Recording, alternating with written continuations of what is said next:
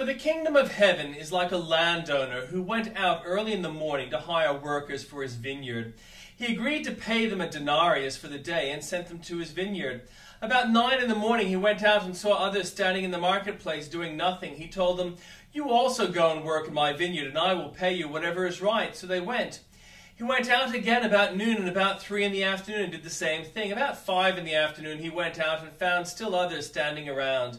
He asked them, "Why have you been standing here all day long doing nothing?" "Because no one has hired us," they answered. He said to them, "You also go and work in my vineyard." When evening came, the owner of the vineyard said to his foreman, "Call the workers and pay them their wages, beginning with the last ones hired and going on to the first." The workers who were hired about 5 in the afternoon came and each received a denarius.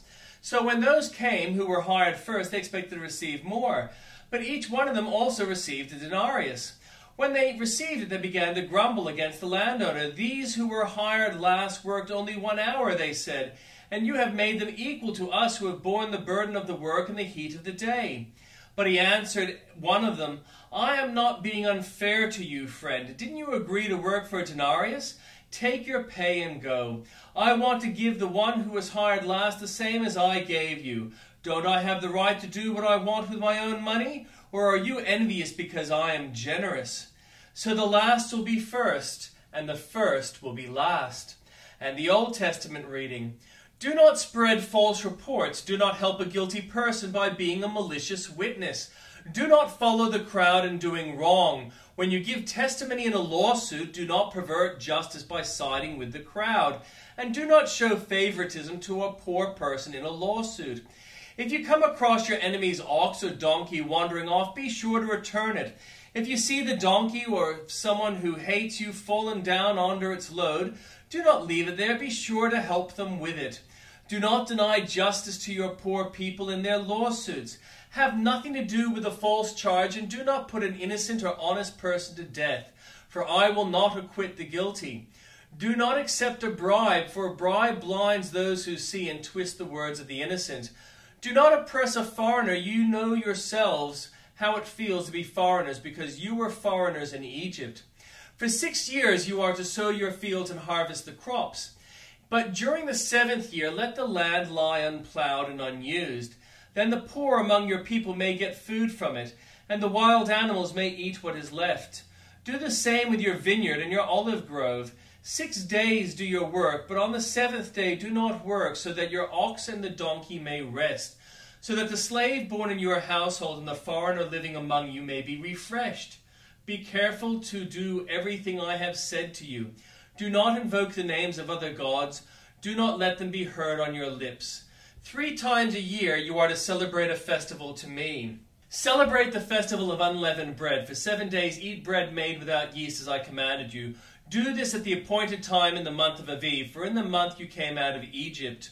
No one is to appear before me empty-handed. Celebrate the festival of harvest with the firstfruits of the crops you sow in your field.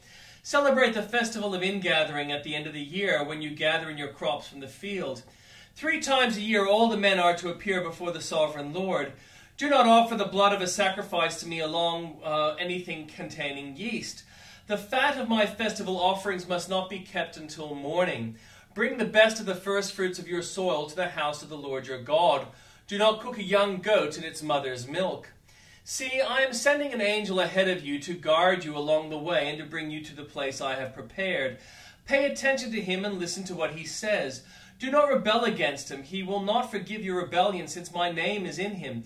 If you listen carefully to what he says and do all that I say, I will be an enemy to your enemies and will oppose those who oppose you.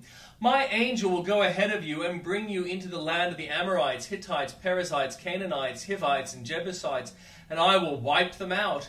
Do not bow down before their gods or worship them or follow their practices. You must demolish them and break their sacred stones to pieces. Worship the Lord your God, and his blessing will be on your food and water. I will take away sickness from among you, and none will miscarry or be barren in your land. I will give you a full lifespan. I will send my terror ahead of you and throw into confusion every nation and encounter. I will make all your enemies turn their backs and run. I will send the hornet ahead of you to drive the Hivites, Canaanites, and Hittites out of your way.